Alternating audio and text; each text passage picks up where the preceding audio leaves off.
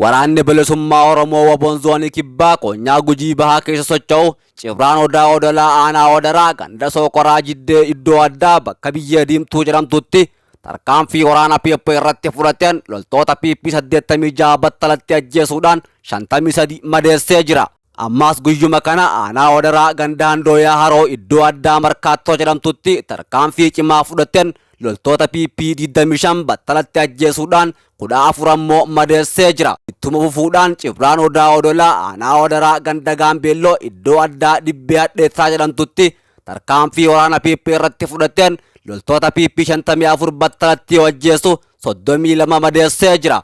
Haaluma kanaan guyyaa har'aa Cibraan Laga Dambii Aanaa Sabbaa Baruu ganda Utaaluutti tarkaanfii cimaa waraana gabroonfataa irratti fudhateen loltoota PP 79 battalatti ajjeesu 47 madeessuudhaan injifannoo boonsaa galmeessee jira. Waraanni murni bilxiginnaa 3 sirnicha ganuudhaan gooticha waraana bilisummaa Oromoo godina Qeellam Wallaggaa Onosayyoo keessa socho'utti harka kennatan. Guyyaa har'aan tanaa jechuudhaanis hagayya 23 bara 2022 murni faashistii Abiyyi Ahmad bilxiginnaan lola xumura hin qabne ilmaan Oromoo irratti banuun injifachuun yoo dadhabetti ilmaan Oromoo magaalaa hanga baadiyyaa humna waraanaa itti bobbaasee dirqiin qabee leenjii waraanummaa erga kenneefiin booda adda waraanaa garagaraa fi lola isaan hin ilaallannetti bobbaasuudhaan lubbuu haadha hiyyeessaa hedduu obaasisaa jira. Deemsa murna bilxiginnaa kana kan hubatan ilmaan Oromoo dirqamaa waraana faashistii Abiyyi Ahmad ta'an kallattii argatan mara keessaa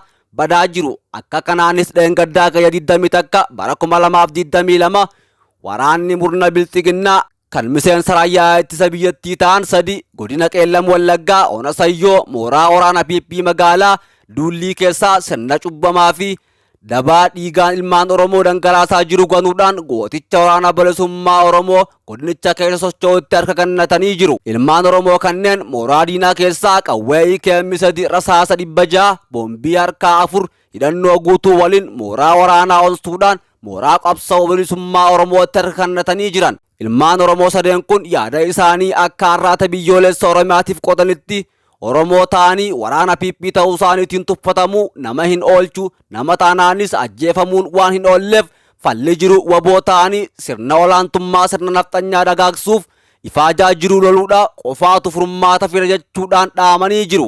Nutis osoo hin beekin qawwee isaanii baadhannee lola nu hin ilaallannetti seennee lubbuu obboloota keenyaa hedduu dhabnee jirra jechuudhaan amma garuu daboo waraana diinni Oromiyaa irratti labse gargaarree yakka seenaa raawwachuu fi barruu haadha keenyaa dhiituu irraa haadha keenya Oromiyaaf du'uu wayya jennee mooricha dhiisnee baana jedhan. Adeemsa waboon ittiin sirna gabroomfataa jilbiifachiisaa jiru ajaa'ibsiifachuudhaan ilmaan Oromoo osoo hin beekin meeshaa diinaa baatanii sirnicha tajaajilaa jiraniin sirnicha gananii gara qabsoo bilisummaa saba isaaniitti gaggeeffamaa jirutti akka makaman ergaa dabarsanii oduma wal fakkaatuun waraanni murna bilxiginnaa qawwee KM4 fi bireenii 2 hidhannoo guutuu waliin fudhachuudhaan godina Qeellam Wallaggaa Onosayyoo keessatti wabootti harka kennatan. Hagayya 22 bara 2022 ilmaan Oromoo 7 ta'an kibba Oromiyaa godina Gujii lixaatti dhalatan naannoo isaanii keessa osoo jiraachaa jiranii humna nageenyaa jechuudhaan warreen of waamaniin humnaan qabamanii leenjii waraanummaa murna bilxiginnaan kennamu fudhachuudhaan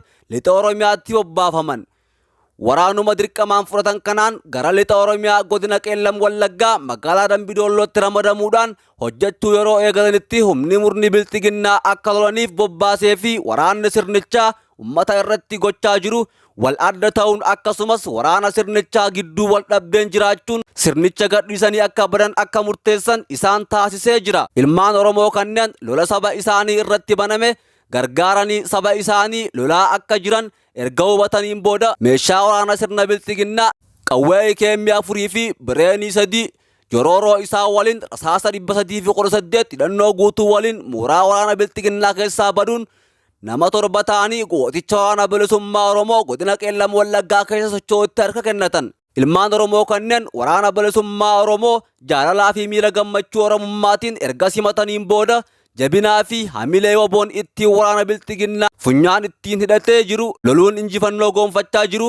ajaa'ibsiifachuudhaan ilmaan Oromoo waraana murna bilxiginnaa keessatti qawwee diinaa baadhatanii tajaajilaa jiran sirnicha ganuun gooticha waraana bilisummaa Oromoo naannoo isaaniitti akka harka kennatan waamicha taasisanii jiru. Wallaggaa lixaa aanaa Qondaalaatti humnoonni mootummaa qabata sakattaa waraana bilisummaa Oromoo jedhuun manneen jiraattootaa gubuu fi misooma bu'uuraa barbadeessaa jiran. Ganda baadiyyaa aanaa Qondaalaa Giinii Gabbaa jedhamu keessatti manneen jiraattootaa dabalatee baaburri midhaanis humnoota mootummaatiin barbadeeffamuu jiraattonni himanii jiru. Godina Wallaggaa lixaa aanaalee Beegii fi Qondaalaa keessatti torbaan lama as rakkoon ulfaataan humnoota mootummaatiin uummata nagaa irratti raawwatamaa jiru hammaachaa dhufuu jiraattonni irra deebiidhaan himachaa jiru. Aanaa Qondaalaatti lola waraana bilisummaa Oromoo fi humnoota mootummaa gidduutti adeemaa jiruun injifatamuu isaatti mufachuudhaan humni mootummaa hawaasa nagaa irratti haaloo ba'aa jira jechuudhaan jiraattonni himan. Hagayya 21 bara 2022 jechuudhaanis guyyaa dheengaddaa ganda baadiyyaa aanaa Qondaalaa keessaa tokko kan ta'e ganda Giinii Gabbaa jedhamu keessatti manneen baabura midhaanii mandara tokko keessa jiran guutummaan guututti waboof midhaan kennitu jechuudhaan barbadeeffamuu jiraattonni himan. Gandoota baadiyyaa aanaa Qondaalaa fi Beegii keessatti argaman hedduu keessatti rakkoo wal fakkaataan uumamaa jiraachuu kan himan jiraattonni humnoonni mootummaa afaan Oromoo hin dubbanne gara jabina ulfaataatiin namoota nagaa ajjeesuu fi dubartoota gudeeduullee hammeessanii jiru jedhu. Suuqiileen manneen nyaataa fi daldala adda addaa akkasumas konkolaattonni geejjibaa qabeenyummaan isaanii kan namoota dhuunfaa ta'an humnoota mootummaatiin saamamaa jiran. Humnoonni mootummaa qabata sakattaa waboo jedhuun namoota Wallaggaa lixaa keessatti bobbaafaman hawaasni nyaata akka kennuuf gaafatanii akkuma nyaatanii ka'aniin waboos isintu nyaachisa jechuudhaan tarkaanfii addaa hawaasa irratti fudhachaa jiru. Aanaa Beegii keessatti kan argamtu magaalaa xiqqoo Koobor jedhamtu keessatti torbaan darbe namoota nagaa 10 akka ajjeefamuu fi konkolaattonni hawaasaa humnoota mootummaatiin fudhatamuu gabaasuun keenya ni yaadatama. Oduma wal fakkaatuun godinaalee Oromiyaa adda addaa keessatti ajjechaa humnoonni mootummaa namoota nagaa irratti raawwatan akkaan hammaachuu maddeen ibsan. Torbaanota 3 as godinaalee Wallaggaa 4 Shawaa lixaa fi Shawaa kibba lixaa akkasumas Shawaa bahaa fi Arsii bahaa keessatti humnoonni mootummaa namoota nagaa ajjeesuu akkaan hammeessanii jiru. Hagayya 20 bara 2022 godina Shawaa kaabaa Salaalee aanaa Dhagaamitti waraanni mootummaadhaa jaarsa biyyaa kan ta'an manguddoon umriin isaa 70tti tilmaamamu kan maqaan isaanii obbo Dhufeeraa Addunyaa jedhaman qabata waraana bilisummaa Oromoo waliin hariiroo qabdu jedhuun daandiirraa qabamanii rasaasaan humnoota mootummaatiin itti dhukaasanii akka ajjeefaman maddeen keenya ibsanii jiru. Akka maddeen ibsanitti obbo Dhufeeraa Addunyaa nama tuttuqaa siyaasaa hin qabnee fi hawaasa keessa jiraatan gidduutti illee nama kabajaa fi jaalala addaa qabu turuu himan. Guyyaa gaafa ajjeefamanii nagaan manaa ba'uu fi humnoota mootummaa isaan ajjeesaniin ani nama siyaasaatii miti qonnaan bulaadha jedhanii osoo waywaatanii gara jabinaan galaafatamuu isaanii himama. Oduma wal fakkaatuun godina Wallaggaa lixaa aanaa mana sibuu ganda Omboshaa Yesuus jedhamu keessatti dargaggoota maqaan isaanii Ibsaa Malaakuu Gurree Oliiqaa jedhaman dabalatee kanneen ammaaf maqaan isaanii adda hin baane badii tokko malee mana maatii isaaniitii fuudhamuudhaan waboo waliin hariiroo qabdu jedhamuun rasaasaan rukutamanii ajjeefamu. Dargaggoonni kunneen gariin namoota amantaa hawwisan gariin ammoo barattoota ta'uu kan odeeffanne sabboonummaa isaanii malee akka jedhame namoota tuttuqaa siyaasaa ajjeechaaf isaan saaxilu qabanillee akka hin taane odeeffannee jirra. Godina Shawaa kibba lixaa aanaa Ammayyaa magaalaa Gindootti dargaggoo Nagaa Tafarraa Mi'eessaa jedhamu mana maatii isaa keessaa fudhatamuudhaan ija maatii duratti rasaasaan ajjeefamuusaa maddeen qara sirraa dubbisne himanii jiru. Dargaggoo Tafarraa Mi'eessaa nama nagaa fi hawaasa keessa jiraatu biratti illee naamusa qabeessa ta'uun kan beekamu ta'uusaa himan.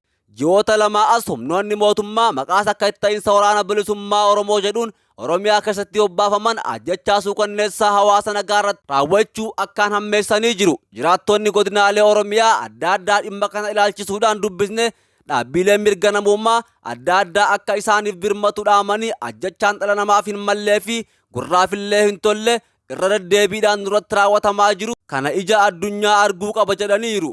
Oromiyaa bakka adda addaatti ajjechaan suukanneessaan humnoota mootummaatiin namoota nagaa irratti raawwatamu hammaatee itti fufuus ragaaleen ni mul'isa.